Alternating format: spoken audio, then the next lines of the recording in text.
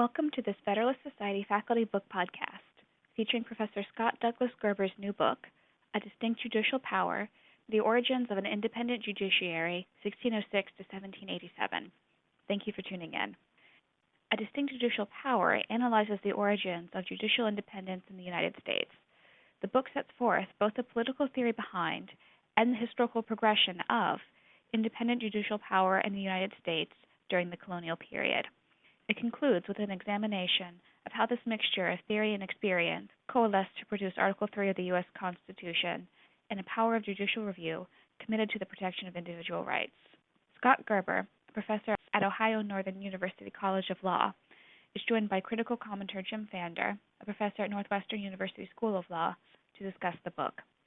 As always, the Federalist Society takes no position on particular legal or public policy issues. All expressions of opinion are those of the speakers. And now, Professors Gerber and Pfander. Hi, this is Scott Gerber. I'm a professor of law at Ohio Northern University, and I'm the author of A Distinct Judicial Power, The Origins of an Independent Judiciary, 1606 through 1787, that was published recently by Oxford University Press. I thought I would begin by simply mentioning why I wrote the book. This dates back a little more than a decade, and I had just finished writing my book about Clarence Thomas's jurisprudence. And during the course of some of my research on other matters, I kept coming across remarks by the great historian Gordon Wood that someone needs to write a book about the origins of judicial independence in America. And since that topic, at least as I conceive it, marries three of my intellectual interests, law, history, and political theory, I thought I would give it a try, and the result some 10 years later was A Distinct Judicial Power. In terms of where that title comes from, it comes from John Adams's thoughts on government. Adams wrote as follows in his influential 1776 pamphlet: "The dignity and stability of government in all its branches, the morals of the people, and every blessing of society depends so much upon an upright and skillful administration of justice that the judicial power ought to be distinct from both the legislative and executive, and independent upon both, that so it may be a check upon both, as both should be checks upon that." In terms of the content of the book, I break it into three parts. The first part is the political theory on which an independent judiciary was based. My argument is that Adams, who was, in my judgment, the American founding's most sophisticated political theorist, was, of course, not writing on a blank slate.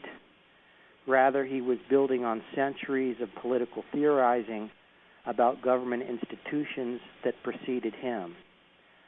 So Chapter 1 of the book traces the intellectual origins of a distinct judicial power from Aristotle's theory of a mixed constitution to Adams's modifications of Montesquieu. It's a complicated story, but one that needed to be told. Chapter 2 describes the debates during the framing and ratification of the federal Constitution regarding the independence of the federal judiciary. Part 2 of the book, which is the bulk of it, chronicles how each of the original 13 states and their colonial antecedents treated their respective judiciaries.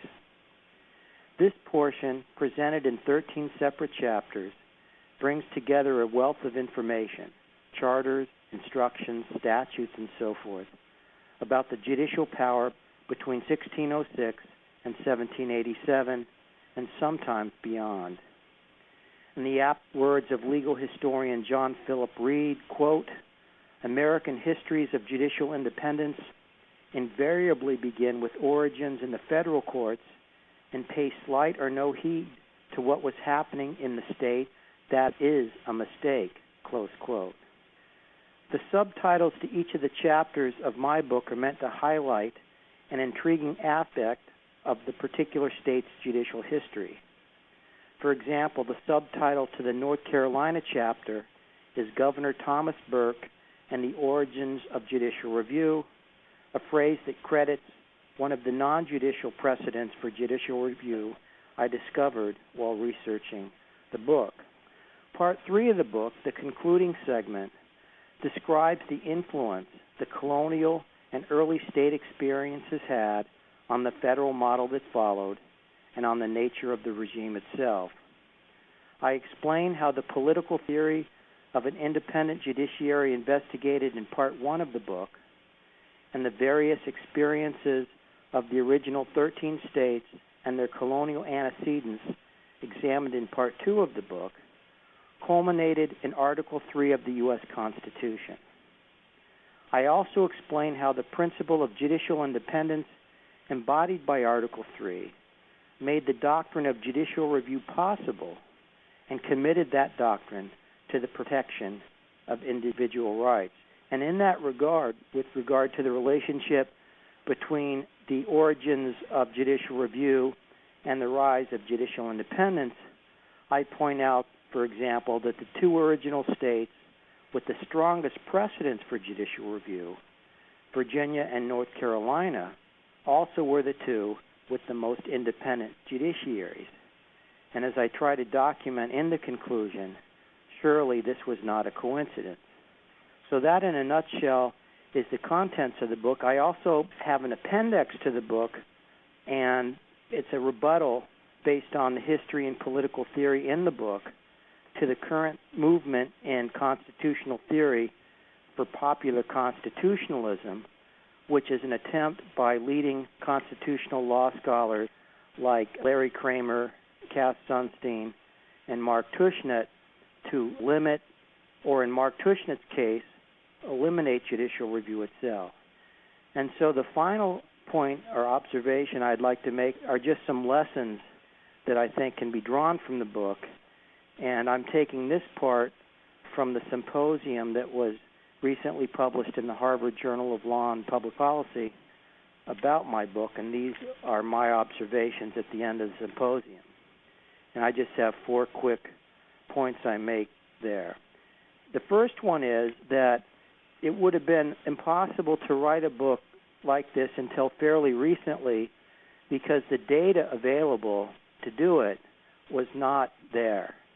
And thanks to the tremendous work of state archivists and librarians and the like, it's now possible for people to write syntheses of vast amounts of colonial and early state legal materials.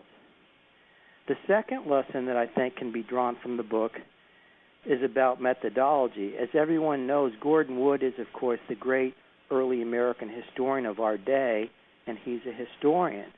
My training is in law. I teach in a law school, and political science. I have a PhD in political science. And so I conceptualize the project in a way differently than historians might. The third lesson that I think can be drawn from the book is about constitutional theory. The book is an exegesis in legal history, but as I try to describe in the appendix, there are lessons that can be learned about constitutional theory itself, and the example I use is, as I mentioned a minute ago, my critique of popular constitutionalism by arguing that the political theory that I demonstrate rebuts the policy arguments advanced by Mark Tushnet and Cass Sunstein to limit or eliminate judicial review, and the history I present in Part 2 of the book, which is the longest part of the book by far, rebuts, in my judgment, the history presented by Stanford Law Dean Larry Kramer in his book, The People Themselves.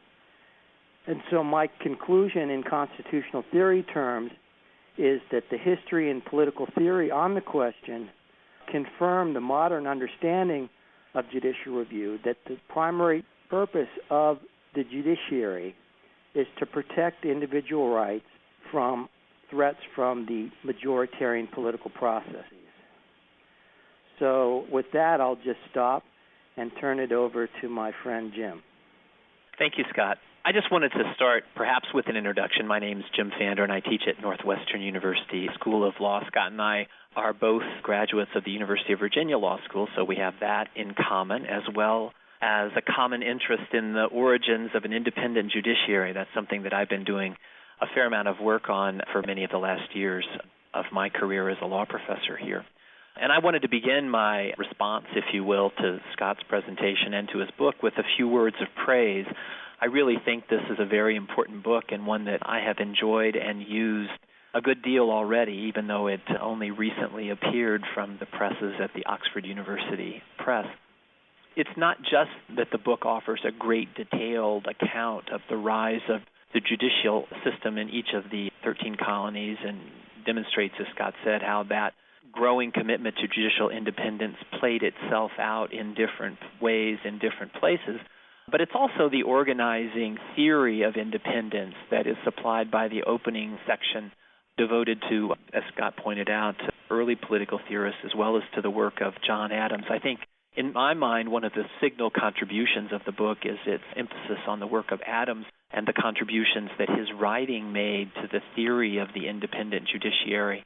I think that is an important contribution in and of itself because, as everyone knows, Adams wasn't in Philadelphia at the time the judicial article was written, and as a consequence receives very little credit, I think, for the independence guarantees that appear in the final version of the U.S. Constitution that was struck off in 1787. So to restore Adams's political thought to a central point or a central place of understanding in the development of those institutions, I think, is quite an important contribution.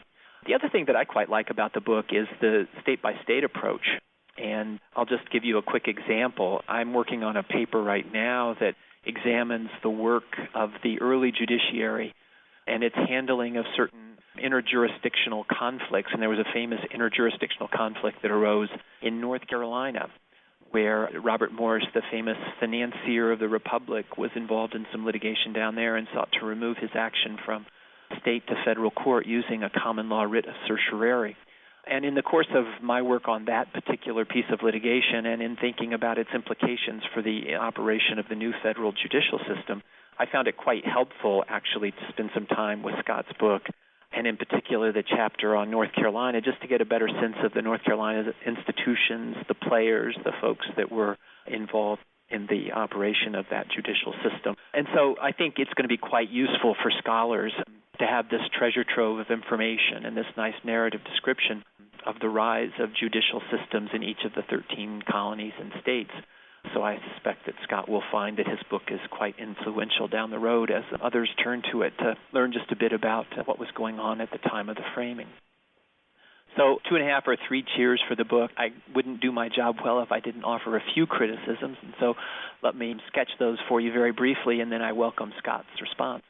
First, it might be seen by some readers that the exegesis on popular constitutionalism in the appendix is something of a distraction. And I worry for you, Scott, that it may lessen the significance of the book. One of the things that I really like about the book is that it seems to be a work of positive political theory and constitutional history, focusing on the rise of independence in each of these 13 colonies. And there's some interesting federalism implications to the emphasis on the independent developments in each of the states, I think, which are noteworthy as well. But to take that body of learning and then to use it as a way to enter the lists, as it were, in the debate over popular constitutionalism is to take on a potentially normative task and to enter into a political debate over constitutional politics as much as anything else that may distract the reader from the genuinely positive historical work that's done earlier on. And I guess my own worry for you, Scott, is that people who have already taken up a side in the debates over popular constitutionalism will find themselves gravitating either towards or away from your work, depending on how they come out on that particular subject. So that's, I guess, my worry for you. I also found myself wondering if the history that you marshal so ably in the earlier section of the book can as readily disprove the idea of popular constitutionalism as the appendix seems to suggest that it can. I'm not sure that an idea as amorphous as popular constitutionalism is one that can be proven or disproven in any event, and I am somewhat suspicious of the whole notion myself, as you probably would guess, based on my work about judicial hierarchy and independence and so forth. To some extent, it may have been a more effective strategy to highlight the areas of historical disagreement than to criticize the works that you target on historical grounds rather than sort of couching your criticism in terms of the overarching idea of popular constitutionalism. Another comment that takes the discussion in a slightly different direction is a comment about the choice of the state-by-state approach. Again, I think that was quite effective, and it contributes a great deal to the book. But we also know that there were efforts to unify, that those efforts were to some extent imposed by the center, by Mother England, as it were, and that those efforts to unify came in a variety of different ways: instructions to governors, decisions by the Privy Council on appeal, directives from the Board of Trade, and so forth. And we also know that late in the 18th century, before independence, but certainly in the latter perhaps half of that century, American law became quite a bit more anglicized because more and more English lawyers were arriving with crates full of books, and any colonial outpost is quite hungry for books. And so I think the arrival of the books and the English practitioners had an effect on the sort of anglicization, if you will, of American law.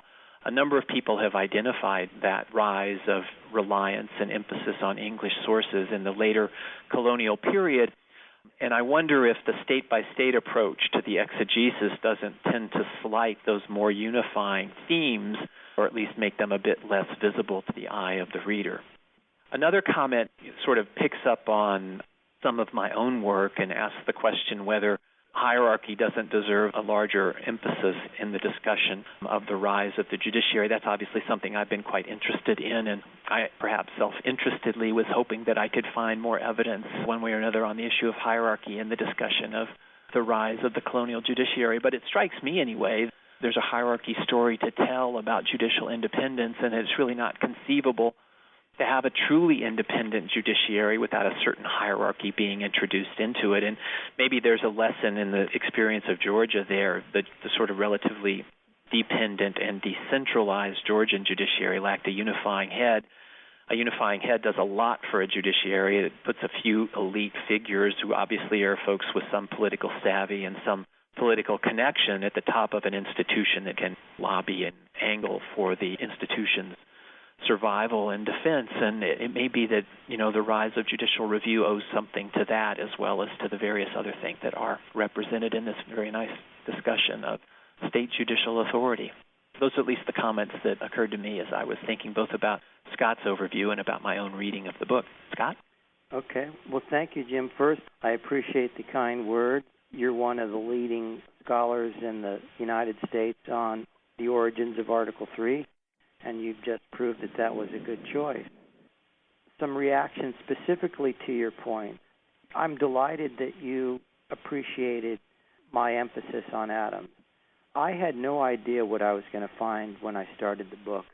Unlike, as you know, law professors tend to have preconceived ideas and then try to write their work to back those up. You don't do that, I don't do that, and I certainly didn't do that with this. I just went where the information led me, and I also benefited along the way, as I mentioned in the acknowledgments, from the input I got from law scholars, conferences, and the like. And I'll just mention two in particular, not because the other 32 weren't extremely helpful. They were. But these two had transformative advice. One was Michael Les Benedict at Ohio State. And the first presentation I ever made about the book, and it was then early in its research phase, was to a workshop at Ohio State. And I was trying to resist talking about the origins of judicial review because, as you know, lots of people had written about that. But Michael convinced me that I had to do it. And I'm grateful for that because the conclusion is about that. And just to mention one of the anonymous reviewers at Oxford, that person said there are two primary reasons to publish the book. One, no one had compiled the massive data that I had in one place. Two, no one had ever linked the origins of judicial review to the rise of judicial independence like I did. So I was grateful to Michael's suggestion that I take that on. The other person was Mark Tushnet, who read the entire thing And he had the same reaction to the popular constitutionalism bit that you did. And he said, when he read it, that was actually chapter 1. And Mark said, listen, this is a great work of legal history. Keep it like that. The other bit, move it to an appendix, because there's a different tone and a different purpose to it. And so I took that advice, and luckily for me, one of the other reviewers at Oxford, their one suggestion was he should move chapter 1 to the appendix, and all I had to do with the acquiring editor was mention that I had just finished doing that. And so that was very fortunate for me.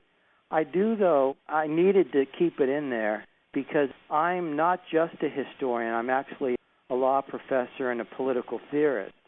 And so I am in those modern debates. And that's just how I think. And so I left it in. And that also relates to something with regard to the current chapter 1, and that's the chapter on Aristotle through John Adams. I was torn about including that because it's very complicated and quite dense. And that, too, has a different feel than part 2 of the book, which is the bulk of the book, the state-by-state exegeses. I decided to do it, though, after talking to George Athenbilius, the great peer of Gordon Wood, when he said to me, listen, Scott, it's your book. That's how you see the question. Treat it that way. And then luckily for me, Richard Epstein, who along with Gordon Wood and Sandy Levinson gave nice blurbs for the back of the book, said that he really enjoyed that and learned a lot from it. After the book was published, your colleague Steve Calabrese was saying nice things to me about it, and I mentioned that I was always wondering whether I should have put chapter 1 in there, and he said he was glad that I did. So on that one, I think I made the right choice. So on the state-by-state bit, I just want to read something from what I regard as my favorite book in early American law, and that's by George Lee Haskins. 1960 is the publication date, and the title of the book is Law and Authority in Early Massachusetts, A Study in Tradition and Design. And I mention this and quote this in the preface. The beginnings of American law are to be sought in the colonial period, the formative era during which the needs of a new civilization molded traditional ideas and practices into 13 distinct legal systems. The search, however, is neither easy nor simple.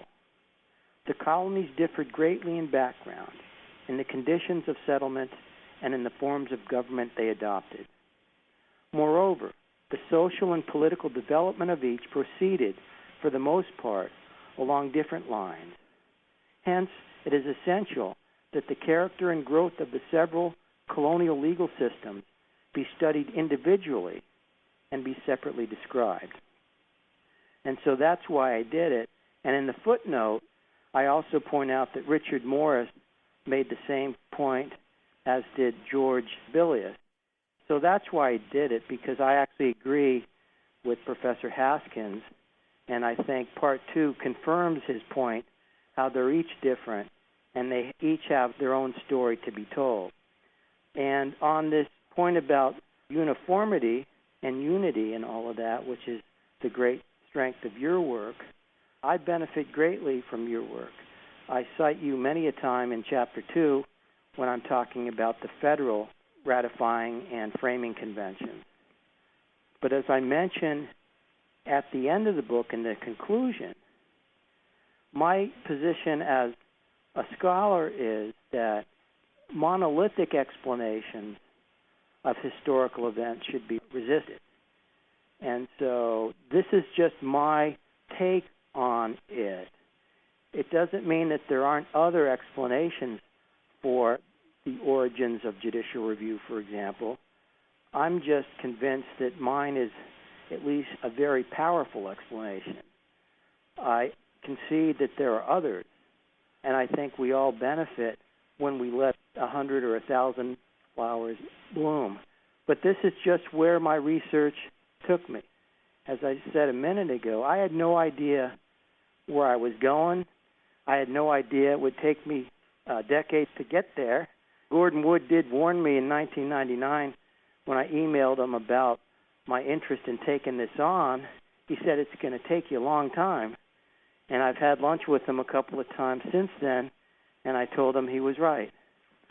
But the amazing thing for me, and I'll end with this confirms, in my opinion, my state-by-state approach.